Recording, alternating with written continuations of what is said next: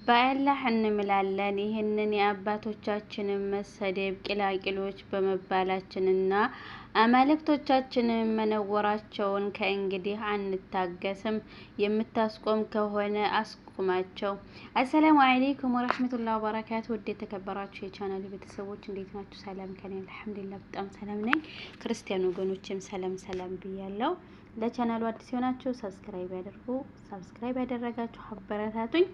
ሴራ የነብዩላህ አለይሂ ሰላም ህይወት ታሪክ ክፍል 13 በአላህ እንምላለን ይህንን የአባቶቻችንን መሰደብ ቂላቂሎች መባላችንንና አማልክቶቻችንን መነወራቸውን ከእንግዲህ አንታገስም። የምታስቆም ከሆነ አስቁመው፣ ካልሆነ ግን እርሱ ጋር እንደወገንክ ቆጥረን ከሁለታችን አንደኛው ወገን እስኪጠፋ ድረስ እንፋለማችኋለን። ይህ ዛቻ ለአቡ ጧሊብ ከበዳቸው። ወደ አላህ መልእክተኛ ሰለላሁ ዐለይሂ ወሰለም መልእክት ላኩ። ሲመጡ እንዲህ አሏቸው፣ የወንድሜ ልጅ ሆይ ወገኖችህ ከእኔ ዘንድ መጥተው እንዲህ አሉኝ፣ ከእኔም ከራስህም ላይ ጉዳትን አስቀይር፣ የማልችለውን ነገር አታሸክመኝ። አጎታቸው እርሳቸውን ለመርዳት አቅም እንዳነሳቸው ያለ መልእክተኛ ሰለላሁ ዐለይሂ ወሰለም ገመቱ። እንዲህም አሉ፣ አጎቴ ሆይ ይህን ጉዳይ እተው ዘንድ ፀሐይን በቀኝ እጄ ጨረቃን በግራ እጄ ቢያኖሩልኝ እንኳ አላህ ይፋ እስካደረገው ወይንም እኔ እስክጠፋ ድረስ አልተወውም። ከዚያም እንባ አፍሰው አለቀሱ። ተነሱና ወደ ኋላ ዞረው መሄድ ሲጀምሩ አቡ ጧሊብ ጠሯቸው። እንዲህም አሏቸው፣ የወንድሜ ልጅ ሆይ የሻህን ተናገር፣ በአላህ እምላለሁ ለክፉ ነገር አሳልፌ ፈጽሞ አልሰጥህም። ከዚያም የሚከተለውን ግጥም አነበቡ። አፈር ሳይነካ አካሌ ክንድን ሳልተራስ ሳልቀበር የለም በህይወት እያለሁ አንተን የሚጎዳ የሚዳፈር መልእክትህን ግልጽ አብራራ፣ ተንኮል ቅጣትን አትፍራ። አይዞህ ደግ ሰርተሃል፣ የኔን ፍቅር የኔን ክብር አድናቆቴን ሸምተሃል። እንደገና ከአቡ ጧሊብ ዘንድ የአላህ መልእክተኛ ሰለላሁ ዐለይሂ ወሰለም ጥሪያቸውን መቀጠላቸውን ቁረይሾች ሲመለከቱ አቡ ጧሊብ ከመልእክተኛው ሰለላሁ ዐለይሂ ወሰለም ጎን ለመሰለፍ መወሰናቸውን ለእርሳቸው ሲሉ የቁረይሾችን ማህበረሰብ ለመነጠልና ከእርሳቸው አንጻር ለመሰየም መዘጋጀታቸውን ተረዱ። በመሆኑም አማራህ ቢን ወሊድ ቢን ሙጊራህ የተባለውን ልጅ ይዘው ወደ እርሳቸው ይሄዱና እንዲህ አሏቸው፣ አቡ ጧሊብ ወይ ይህ ልጅ ከቁረይሽ ወጣቶች መሀል ይበልጥ ጠንካራና ቆንጆ ነው። አቃፊ ደጋፊ ሆነህ ዘንድ ውሰደው፣ ልጅህንም አድርገህ ያዘው፣ ሰጥተንሃል። በምትኩ ከአንተም ሆነ ከአባቶች ሃይማኖትን ያፈነገጠውን ወገኖችን የበታተነውንና ከቂል የቆጠራቸውን ልጅህን ስጠንና እንግደለው። ይህ ማለት ልጅን በልጅ ለውጥ ነው። አቡ ጧሊብ እንዲህ ሲሉ መለሱ፣ ያቀረባችሁልኝ ሀሳብ ምንኛ የከፋ ነው። የእናንተን ልጅ እንዳሳድግ ትሰጡኛላችሁ፣ የኔን ልጅ ደግሞ እንድትገድሉ ትሰጣችኋለሁ። በአላህ እምላለሁ ይህ መቼም ቢሆን ሊሆን አይችልም። ሙጥዒም ቢን ኡደይ እንዲህ አለ፣ በአላህ እምላለሁ ወገኖችህ ላንተ እጅግ የበዛ ጥንቃቄ አድርገውልሃል። ከምትጠላው ነገር ሊገላግሉህም ወስነው ነበር። አንተ ግን ሀሳባቸውን ለመቀበል አልፈቀድክም። አቡ ጣሊብም በአላህ እምላለሁ በድላችሁኛል።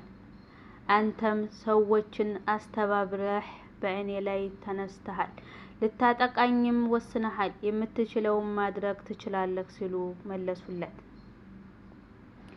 ቁረይሾች ይህንን ድርድር መክሸፉን አቡ ጧሊብም ከአላህ መልእክተኛ ሰለላሁ ዐለይሂ ወሰለም ወልመታቸውንና እርሳቸውን ከጥቃት መካከል ለመፍቀዳቸውን ሲያዩ ይወጡና ይጠነቀቁት ወደ ነበረው ገቡ። እሱም መልእክተኛ ሰለላሁ ዐለይሂ ወሰለም ማጥቃት ነው። የአላህ መልእክተኛ ሰለላሁ ዐለይሂ ወሰለም ማጥቃት ቁረይሾች አዲሱን ሪፋ ሆነበት አስወጡት። ያልፈለጉትን መስክ ደፈቁባቸው። ወደ ጊዜ ለመታገዝ አላስቻላቸውም። የተቀጃቸውን ወደ አላህ መልእክተኛ ሰለላሁ ዐለይሂ ወሰለም ዘረጉ። በራሳቸው ከማፌዝ መልእክታቸውን ለማላተማሽና ከሰልቱ ተጨማሪ አካላዊ ጥቃት ለማድረስ ጀመሩ። በዚህ ሂደትም አቡ ለሀብ መሪና አስተባባሪ መሆኑ የሚጠበቅ ነበር። ከበኒ ሐሽም ጎሳ ባለቤት መካከል አንዱ በመሆኑ ሌሎች የሚፈሩትን አይፈራም። ለእስላምና ለሙስሊሞች ብርቱ ጠላት ነበር። ይህን የጠላትነት አቋም የያዘው ገና ከጅምሩ አንስቶ ቁረይሾች ወደዚህ ደረጃ ከመድረሳቸው በፊት ነበር። በበኒ ሐሽም ጉባኤና በሶፋ በነብዩ ሰለላሁ ዐለይሂ ወሰለም ላይ የፈጸመውን ድርጊት ከአሁኑ ቀደም አስተውለናል። ሁለቱ ልጆቹ ኡትበትና ኡተይባህ የነብዩን ሴት ልጆች ማለትም ሩቅያንና ኡሙ ኩልሱምን ከነብይነታቸው በፊት አግብተው ነበር። በነብይነት ከተላኩ በኋላ ግን የነብዩ ሰለላሁ ዐለይሂ ወሰለም ልጆች እንዲፈቱ ልጆቻቸውን አስገደዷቸው። ከብዙ ጫና በኋላ ፈቷቸው። የነብዩ ሰለላሁ ዐለይሂ ወሰለም ሁለተኛ ልጅ የሆነው አብደላህ በሞተ ጊዜ አቡ ለሀብ በደስታ ተሞላ። ለጣዖታውያንም ሙሐመድ ዘር አልባ ሆነ በማለት አበሰራቸው። አቡ ለሀብ በሐጅ የበዓል ቦታዎችና በየገበያው ከነብዩ ሰለላሁ ዐለይሂ ወሰለም ኋላ እየተከተለ ያስተባብላቸው እንደነበር ከአሁን ቀደም አስተውለናል። እየተከተለም ተረከዛቸው እስኪደማ ድረስ በድንጋይ ይደበድባቸው ነበር። የአቡ ለሀብ ሚስት ኡሙ ጀሚል ቢንት ሐርብ የአቡ ሱፊያን እህት ለነብዩ ሰለላሁ ዐለይሂ ወሰለም ባላት ጠላትነት ከባሏ አትተናነስም ነበር። እሾህ እየሰባበረች ነብዩ ሰለላሁ ዐለይሂ ወሰለም ከሚያልፉበት መንገድ ላይና ከበራቸው አጠገብ ዘወትር ሌሊት ታስቀምጥ ነበር። ተሳዳቢም ነበረች። ትሰድባቸዋለች፣ በሐሰት ስማቸውን ታጠፋለች፣ ታንቋሽሻቸዋለች፣ ሌሎችንም በእርሳቸው ላይ ታነሳሳለች። ይህም በመሆኑ ቁርአን እንጨት ተሸካሚዋ ሲል ሰይሟታል።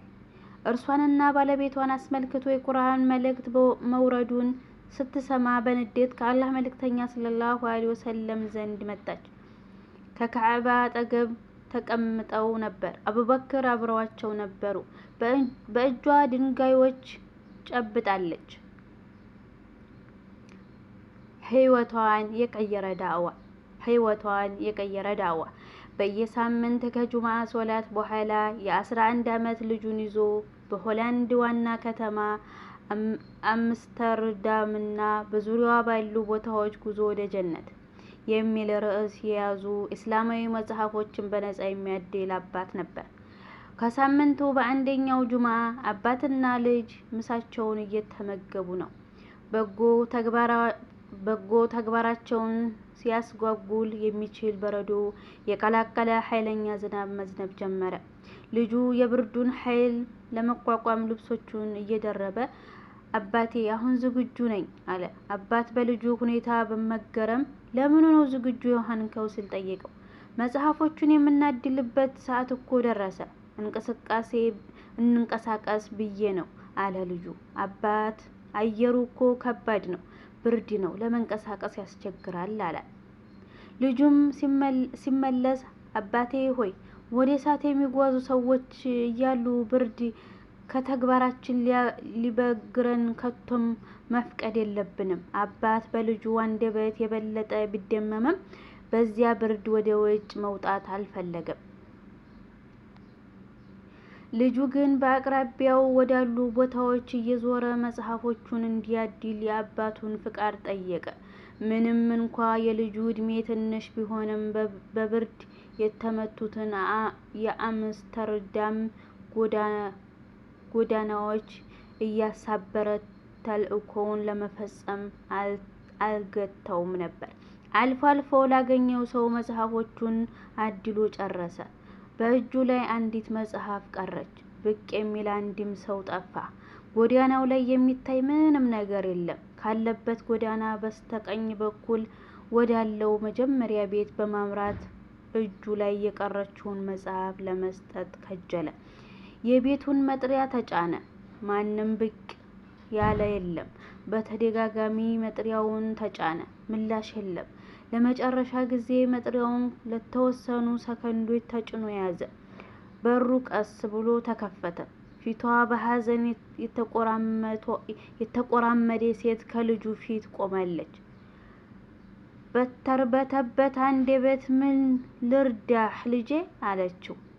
አንጸባራቂ በሆኑት አይኖቹ የደከመ ፊቷን እያየ በቅድሚያ ካላስቸገርኩሽ እጅጉን ይቅርታ እንድታደርጊልኝ ስለጠይቅሻለሁ። አላህ ይህን በእጄ ላይ የቀረውን መጽሐፍ አንቺ ዘንድ እንዲደርስ ፈቃዱ ቢሆን ነው ከበርሽ አቁመኝ። መጽሐፍ ስለ አላህ ማንነት፣ የሰው ልጅ ወደዚህ ምድር የመጣበት ዓላማና ግብ እንዲሁም የአላህን ውዴታ ማግኘት የምንችልበትን መንገድ በጥልቀት ስለሚዳስስ ጥሩ ትምህርት ታገኝበታለሽ ብዬ ተስፋ አደርጋለሁ በማለት መጽሐፉን ሰጣት። አመሰግናለሁ አለች። ልጁም ወደ ቤቱ ተመለሰ። ምዕመናኖች የጁምዓን ሶላት ሰግደው እንደጨረሱ የሆነች ሴት ከመስጅዱ በር አቅራቢያ በመቆም እንዲህ አለች። እዚህ ለሶላት ከመጡት ሰዎች መካከል እኔን ማንም የሚያውቀኝ የለም።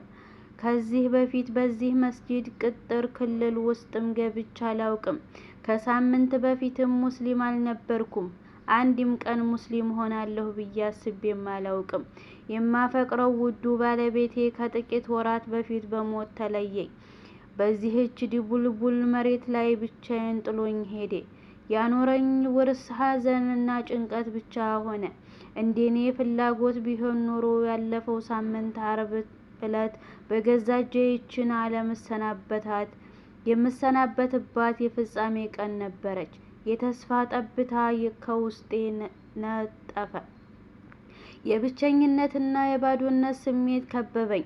የፊቴ የሚታየኝ በጎ ነገር ስለሌለ ራሴን ለማጥፋት ወሰንኩ።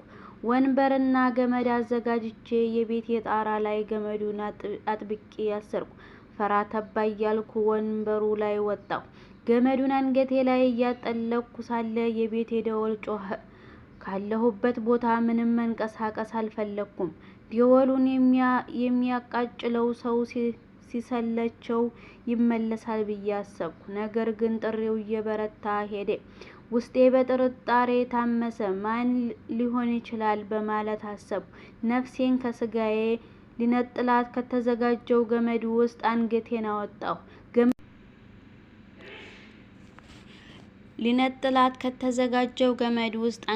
አወጣሁ።